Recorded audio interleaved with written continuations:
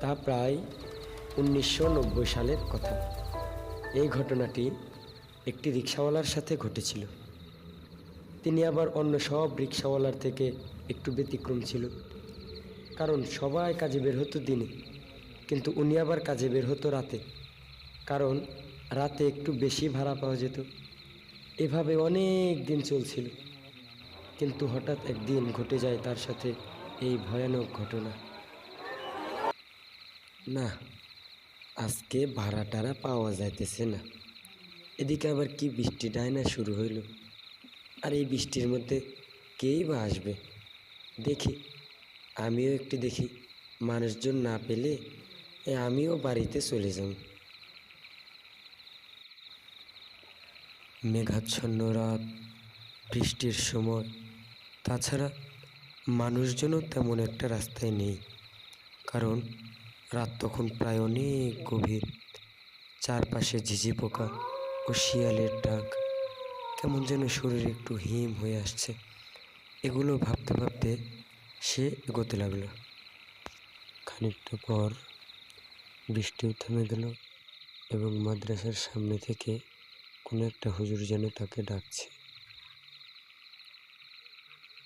লম্বা দাড়ি, লাল কালো কাপড়ে তালি দেওয়া, সাদা একটা জুব্বা, দেখে মনে হইতেছে কোনো সাদা সিধা হুজুর।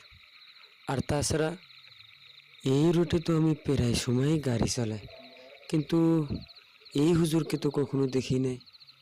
যাকগে, আমার চেনা টেনার প্রয়োজন নেই, বই ভাড়া নিতে পারলেই চলবে। তা যাবেন নাকি ভাই?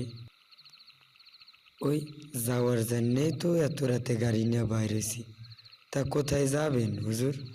এই তো সামনে কবরস্থানে একটু দাঁড়াবেন, এরপর ওখান থেকে ওই ভাঙ্গা বাড়ি বাংলো বাড়িতে নামিয়ে দিবেন।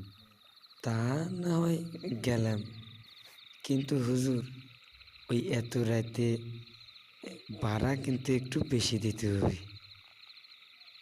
আচ্ছা আচ্ছা, ওই ভাড়া নিয়ে তুমি চিন্তা করো না, চলো দেখি এবার। তারপর সে হুজুরকে নিয়ে ভাঙ্গা বাড়ি বাংলো বাড়ির দিকে রওনা হলো। যেতে যেতে সে হুজুরকে জিজ্ঞেস করলো, হুজুর, এই আমার না একটা কথা বলার ছিল। কী কথা বলো?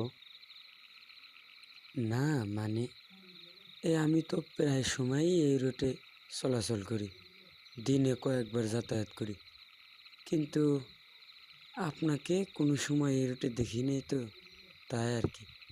আর এত রাতে আপনি কবরস্থানে কী জন্য যাবেন?